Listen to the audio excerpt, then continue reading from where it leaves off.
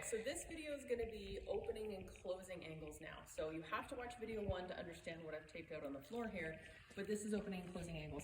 Another note for my instructors, please, even though I've used tape and a hanger, absolutely you can use sidewalk chalk in the parking lot or on the ramp where it's safe, whatever you want to do.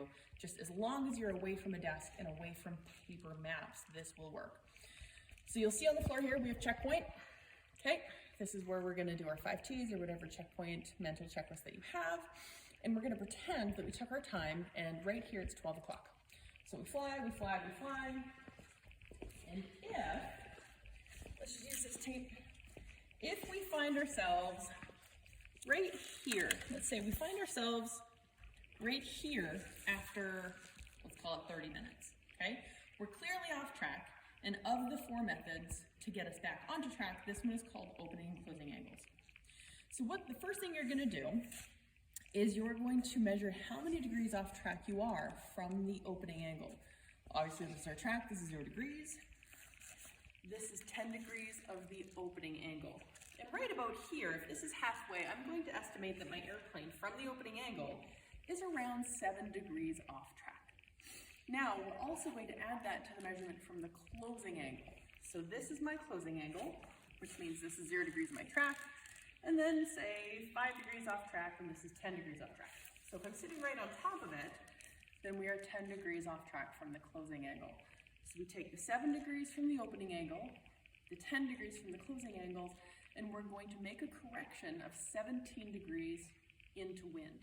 Assuming the wind is coming from you from that side of the track, which is why we got blown off this way, holding a heading of 270 made us off track over here. We're going to take that 17 degrees and we're going to correct into wind by 17 degrees. So 270 plus 17 is 287. Ideally, the theory states is that if you hold that 287, it will then give you a correction and an angle to fly to get to your destination.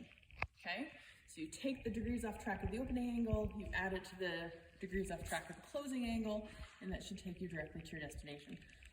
For shits and giggles, I'm going to do one more example. So let's say that's our set heading point, or our checkpoint where we start from. Time we take is 12 noon, and after, let's call it 45 minutes, after 45 minutes, we find ourselves right here. Once again, you're going to measure how many degrees of the air from the opening angle. So we're almost to the opening angle. I'm going to assume that's about 8 degrees. So maybe 9 degrees, 8 degrees. Choose your poison. Then I'm also going to measure for what it is from the closing angle. This closing angle is a 10-degree drift line, and we are beyond that.